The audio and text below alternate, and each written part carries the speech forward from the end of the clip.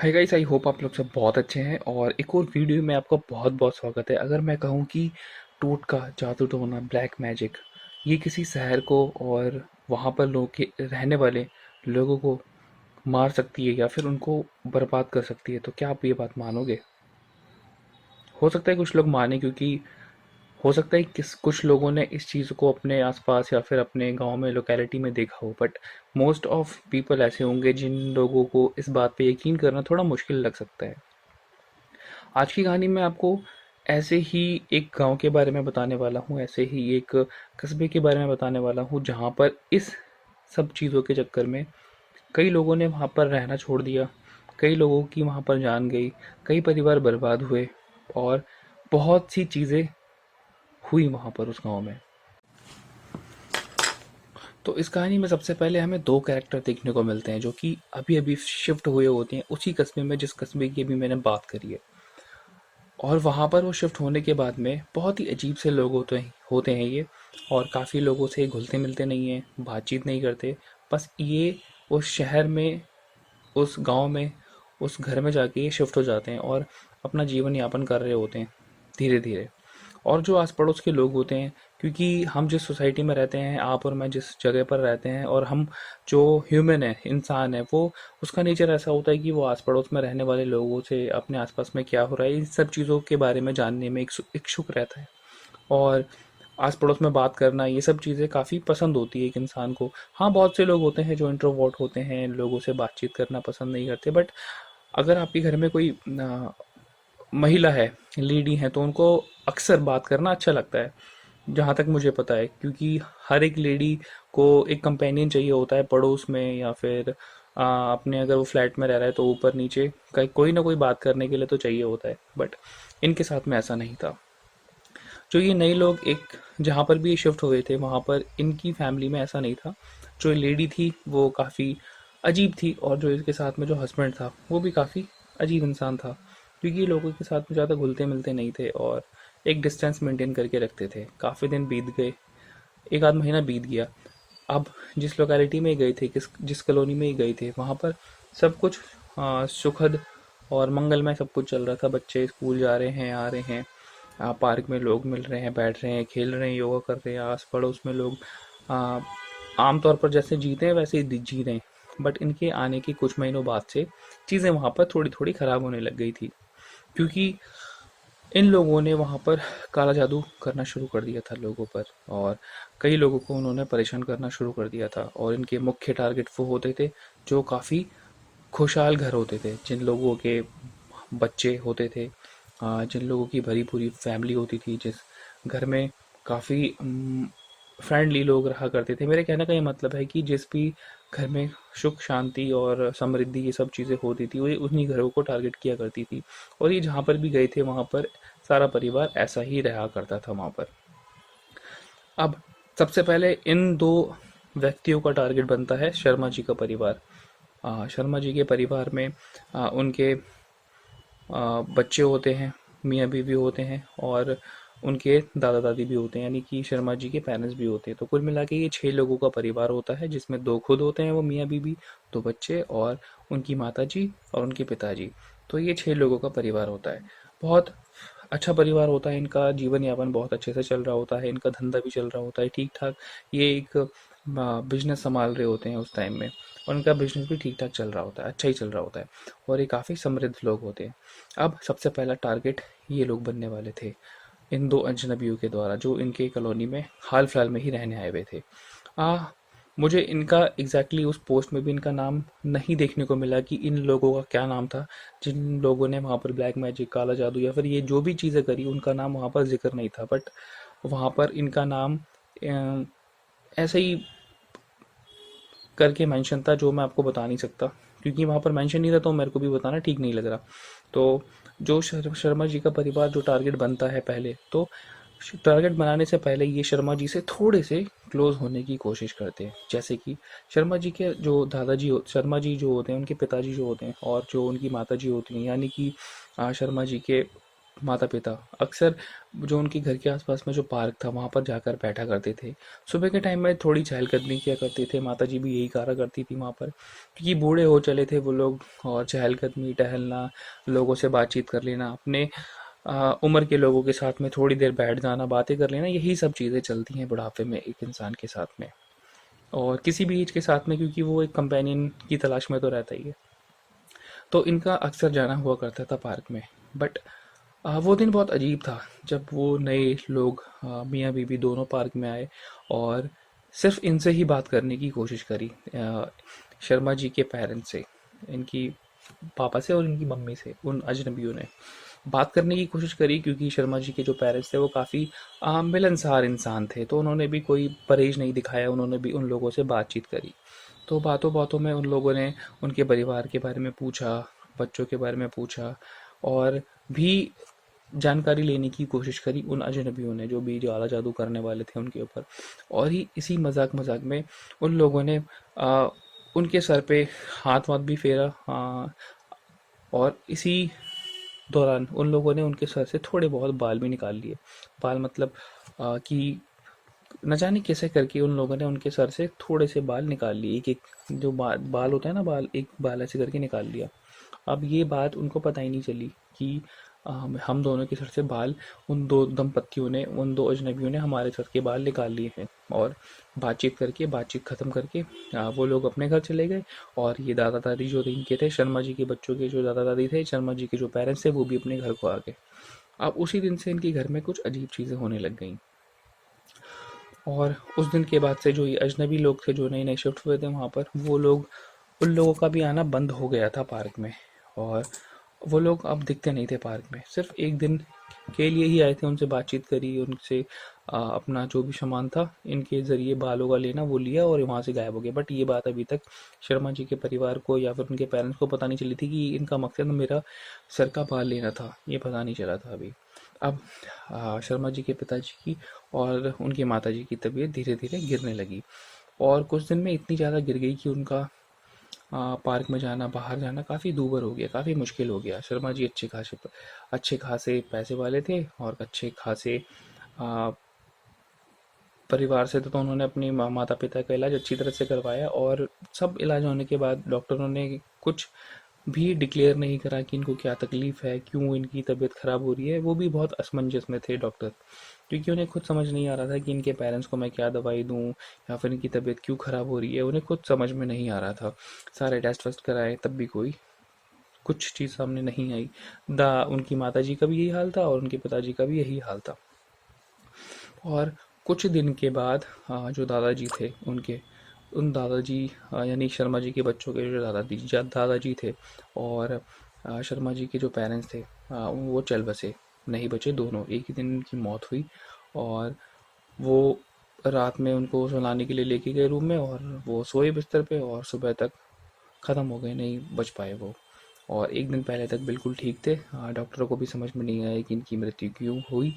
Postmortem report में कुछ भी सामने नहीं आया, और सब कुछ हेल्दी थे वो, कुछ भी दिक्कत नहीं थी एक दिन पहले तक। बट एक दिन सोए और अगले दिन ख़त्म। तो ये सब कुछ हो गया 2 महीने के दौरान बाल लेने के बाद।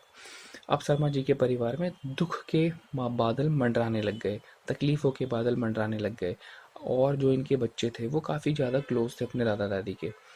अब इनके जाने के बाद दोनों का एक ही टाइम पे जाना, एक ही दिन जाना, और पोस्टमार्टम में यहाँ तक बताया कि इनकी मौत एक ही समय पर हुई है। तो ये बात शर्मा जी को थोड़ी अजीब लगी कि मेरे पेरेंट्स इतने अच्छे थे, इनकी इतनी उम्र भी नहीं थी, 60-65 की उम्र थी, और इतनी कोई बीमारी भी नहीं थी इनको, अच्छे खासे थे, किसान थे, और इतने किसान की 65 साल में मौत होना बहुत अजीब बात है। कि और कोई वो ऐसा कुछ नशा भी नहीं करते थे, और सारी मेडिकल चेकअप रिपोर्ट सब कुछ करवाया, तो कुछ ऐसा कुछ खास आया भी नहीं था कि कुछ कारण रहा हो इनकी मौत के पीछे, कुछ भी नहीं आया। तो शर्मा जी को काफ़ी बहुत अजीब लग रहा था कि क्या हो गया मेरी फैमिली के साथ में, और मेरे पेरेंट्स इतनी जल्दी कैसे चले गए। तो जो इनके घर के पुरोहित थे, पंडित, वो इनके घर में पूजा पाठ और श्राद्ध वगैरह ये सब चीज़ें, मतलब इनके बहुत मतलब ये काफ़ी पुराने पंडित थे इनके गांव के। अभी कुछ अच्छे खासे हो गए तो मतलब पैसे वाले हो गए तो जो पंडित जी थे इनके घर में काफ़ी आना जाना हो गया था पंडित का। तो वो आए इनके क्रियाकर्म में, अंतिम संस्कार में, सब कुछ उन्होंने ही करवाया, उसी पंडित ने जो उनके गाँव का था। तो जब ये सब चीज़ें हुई तो पंडित वो पहुँचे हुए थे। पहुँचे हुए का मतलब काफ़ी जाने माने पंडित थे अपने गांव के, और काफ़ी उन्हें सिद्धियां प्राप्त थी, काफ़ी ज्ञान था उन्हें। तो जब उन्होंने थोड़ा यज्ञ वगैरह किया उनके घर में शांति वांति के लिए, तो इन्होंने कुछ अनुष्ठान वगैरह भी करे कि क्योंकि उनको शक हो रहा था शर्मा जी को कि मेरे परिवार में ऐसा क्या हो गया कि मेरे माता पिता एकदम से एक ही दिन पे एक ही समय पर कैसे चल बसे।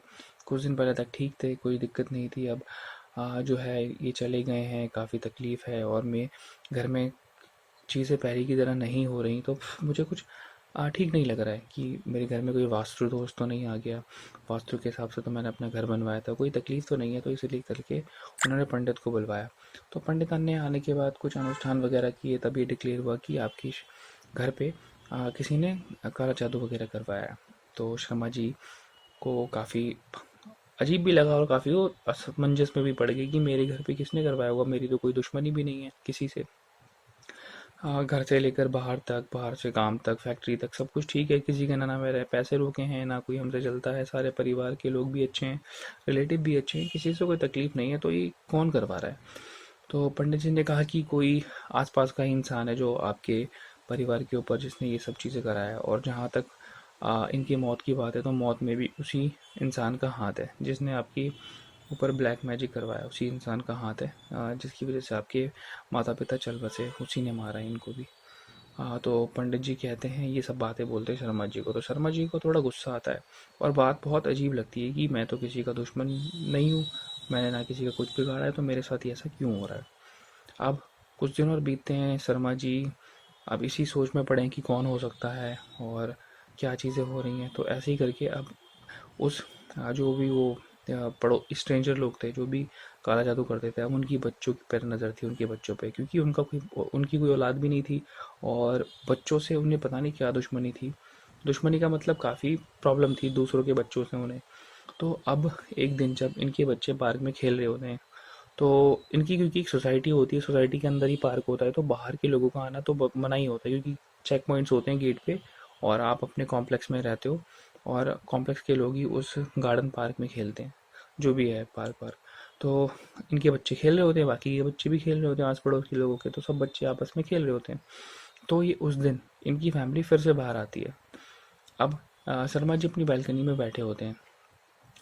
आ, बैठे होते नहीं है, जब ये जो स्ट्रेंजर होते हैं वो लोग इनके बच्ची के पास आते हैं, और इनकी बच्ची को प्यार करने लगते हैं। प्यार करने का मतलब गोद में उठाना, खिलाना, और लॉलीपॉप वगैरह देना। तो शर्मा जी अचानक किसी काम से आ जाते हैं बैल्कनी में, और ये सब चीज़ें देख लेते हैं। तो ये सोचते हैं कि यार ये लोग, हाँ, ये इस घर में तो ये लोग कौन है, पहले वो सोचते हैं। तो वो अपनी धर्मपत्नी को बुलाते हैं और कहते हैं कि ये लोग कौन है, और ये हमारे बच्चों को क्यों उठा रहे, जानते हैं क्या हम इन्हें, या फिर ये जानते हैं हमें।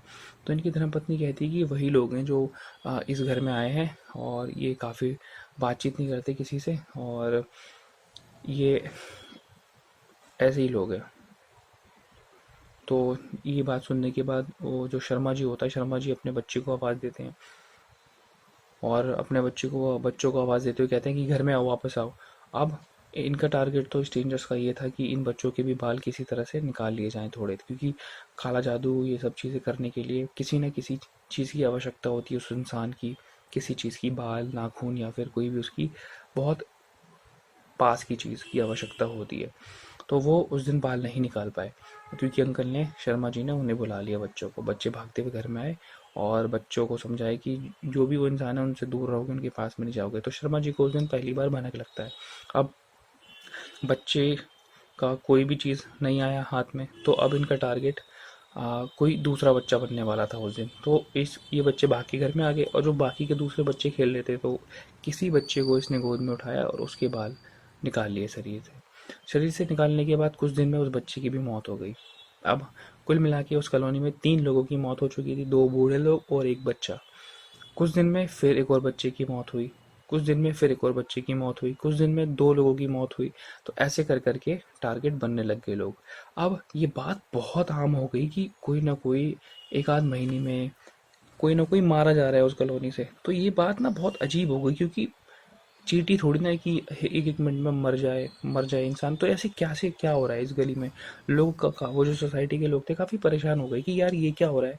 कभी इनके घर से कोई बच्चा जा रहा है, कोई बड़ा जा रहा है, कोई फैमिली को संभालने वाला जा रहा है। तो ये क्या चीज़ चल रही है। अभी तक लोगों को ये चीज़ समझ में ही नहीं आई कि वो जो स्ट्रेंजर लोग हैं, जो भी वो नए लोग आए हैं, ये सब चीज़ें वही कर रहे हैं। किसी को कुछ समझ में ही नहीं आ रहा था। अब जो पंडित था, जो इनके शर्मा जी के गांव का पंडित था, अब उनको बुलाया गया। और बुलाने के बाद में उन्होंने कहा कि मैंने तो आपको पहले ही बताया था कि आपके घर के ऊपर काला जादू है, और जिसके घर से लोगों की मौत हुई है, तो उस घर के घर में भी उन्होंने अपने अनुष्ठान वगैरह कुछ कुछ करा। तो सबको बताया, जिसके घर में भी वो मौत हुई थी, सबके घर में वो अनुष्ठान करने के बाद पता चला सबके ऊपर काला जादू हुआ है। अब जब ये चीज़ सामने आई लोगों के, तो अब लोग काफ़ी बौखलाए हुए थे, गुस्से में थे, और ये जानने की कोशिश कर रहे थे कि ये जो काम है कौन कर रहा है। अब बाहर के कुछ और पंडितों को, महंतों को, संतों को बुलाया गया, और वहाँ पर बहुत बड़ा अनुष्ठान कराया गया। अनुष्ठान कराने के बाद ये पता चला कि जो यहाँ पर दो लोग हैं, वही ये सब चीज़ें करवा रहे हैं, और इनका ही हाथ है इस चीज़ में। तो अब जब ये लोगों को पता चला, तो अब लोगों ने दिमाग लगाया कि गली में तो दो ही लोग, इस कॉलोनी में तो दो ही लोग आए हैं रहने के लिए नए नए, और ये काफ़ी अजीब भी हैं, इनके बर्ताव भी बहुत अजीब है, अजीब से कपड़े भी पहनते हैं, घुलते मिलते भी नहीं, किसी से बात भी नहीं करते। और ये कई बार देखा गया है कि बच्चों के साथ खेल रहे हैं या फिर उन लोगों से बात कर रहे हैं। और लोगों ने और थोड़ा दिमाग लगाया, तो इन्हें पता चला कि जिस जिस लोगों से बात करते हैं, या फिर जिस लोग से भी जिस दिन भी बात करते हैं, उस दिन के बाद से उस इंसान की तबीयत, हालत, हेल्थ सब खराब हो जाती है। अब ये बात लोगों को समझ में आने लग गई। बट अब लोग कहीं ना कहीं उनसे डर रहे थे, क्योंकि ये इतने खतरनाक लोग हैं, इतने लोगों को मार चुके हैं। बट इनके पास कोई पुख्ता सबूत नहीं है कि कुछ करा जाए। तो जो एक इंसान होता है, और शर्मा जी होते हैं, वो काफ़ी ज़्यादा बहुत गुस्से में आ जाते हैं। उन्हें बहुत तकलीफ होती है कि कोई इंसान मेरी फैमिली के साथ में ऐसा कैसे कर सकता है, मेरे माता पिता को कैसे मार सकता है, जबकि मैंने इसका कुछ बिगाड़ा भी नहीं है। और अगर इसे पैसा चाहिए तो ये बोले मैं इसको जितने पैसे चाहिए उतने में दे दूंगा, मगर इसने ऐसा क्यों किया। तो शर्मा जी गुस्से में उनके घर में घुस जाते हैं, लात मार के, गेट वेट में मारने की, तोड़ ओड़ के घर में घुस जाते हैं। वो क्या देखते हैं, पूरे घर में धुआं ही धुआं है, आग वाग जल रही है, यज्ञ जैसा होता है ना, वो जल रहा है। इनकी जो वो स्ट्रेंजर की जो वो वाइफ है, वो सर पे काला बड़ा सा टीका लगा के कुछ कर रही है, वो बैठ के अनुष्ठान वगैरह कर रही है, पूरी धोते अपने उसमें। और जो उसका आदमी है वो भी बैठा हुआ है उसके बगल में, और इतने धोते हैं कि इन्हें पता ही नहीं चला कि कोई घर में भी घुस गया है। ये सब चीज़ें देखने के बाद में अंकल कहीं ना कहीं डर जाते हैं, जो शर्मा जी होते हैं वो डर जाते हैं। क्या देखते हैं, हड्डियों की खोप, इंसानों के स्कल स्कल पड़ा है, सिंदूर, राख, और इंसानों के हाथ की हड्डियाँ, और बहुत, और क्या बोलते हैं, माथे पे काला टीका, ये सब चीज़ें पड़ी हैं। घर का सामान सारा अस्त व्यस्त है। घर लग ही नहीं रहा घर है, ऐसा लग रहा है कूड़ा, मतलब कि कई दिनों से उस घर में सफाई वफाई नहीं हो रही, इतना बेकार सा घर बनाया हुआ है उन लोगों ने। अंदर से, बाहर से बहुत सही है, अंदर से। तो जब वो सब चीज़ें देखते हैं तो कहीं ना कहीं वो डर जाते हैं और भाग के बाहर आते हैं, और दूसरे लोगों को ये सारी कहानी बताते हैं कि ऐसी ऐसी बात है। जब वो लोग सुनते हैं तो अब किसी की हिम्मत नहीं हो रही कि उस घर में घुसे और उसका कुछ किया जाए। तो पंडित जी होते हैं, पंडित जी की भी हिम्मत नहीं हो रही होती, क्योंकि कहीं ना कहीं सबको डर था कि कोई वो कुछ कर ना दे। तो अब ये सब चीज़ें होने के बाद में अब जो रात होती है काटनी बहुत मुश्किल होती है। सब लोगों को अपने अपने परिवार को बचाना है, जो भी बचे खुचे लोग हैं, जो दूसरे लोग हैं, उन्हें अपने अपने परिवार को बचाना है। तो उसी रात को कई लोग तो उस सोसाइटी को छोड़ के, उस कॉलोनी को छोड़ के कहीं और चले जाते हैं।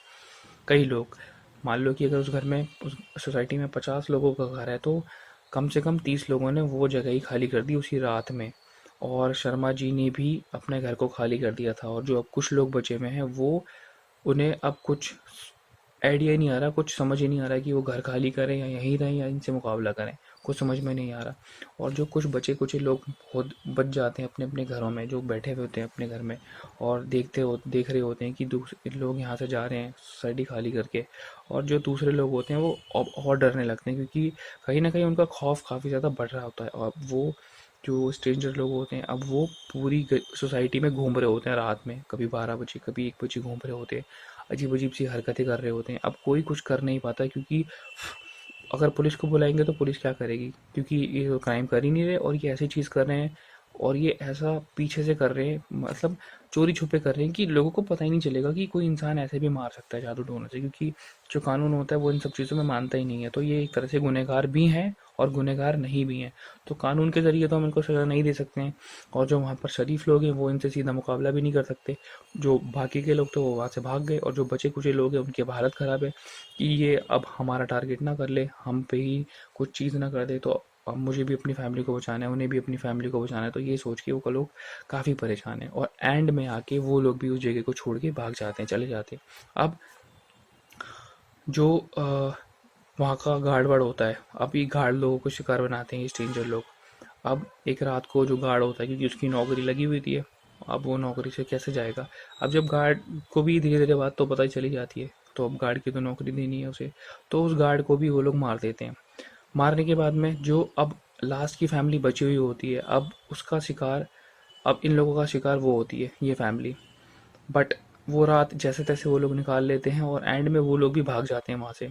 और जो भागने के बाद में बहुत दूर चले जाते हैं, और वो जो स्ट्रेंजर लोग होते हैं आज भी उस जगह पर रहते हैं। वो कॉलोनी रहने का मतलब है कि उस घर से आज भी बहुत अजीब अजीब सी आवाज़ें आती हैं रात में। उस कॉलोनी में वो लोग आज भी भटकते देखे गए हैं। और उसके बाद से तो कुछ दिन के बाद से तो उनकी कुछ कोई भी जो आसपास के लोग रहते हैं, अब उनकी कोई हत्या वत्या नहीं हुई है, बट उस कॉलोनी में कोई खास कर नहीं रहता है। उस घर में तो कोई रहता ही नहीं है जिस घर में वो लोग रहते थे। और यही थी कहानी। और जिस भी इंसान ने इस कहानी को लिखा है इंटरनेट पे, वो ने इन सब चीज़ों को देखा था उस इंसान ने, क्योंकि वो भी उस सोसाइटी में कभी ना कहीं रहा करता था, और अपने आप को और अपनी फैमिली को जैसे तैसे वहाँ से बचा के भागा था। और आज भी कभी मौका मिलता है तो उस कॉलोनी में जाता है, तो कई लोग आज भी उस कॉलोनी में लोग रहते नहीं हैं, बट कई लोगों ने बताया कि हमें रात में ये देखने को मिला है, ये देखने को मिला है। तो ऐसे करके ये कहानी आज भी बहुत ज़्यादा खौफनाक है वहाँ की कहानी है। तो आई होप आप लोगों को ये कहानी अच्छी लगी होगी। मिलते हैं किसी और कहानी में, तब तक के लिए बाय।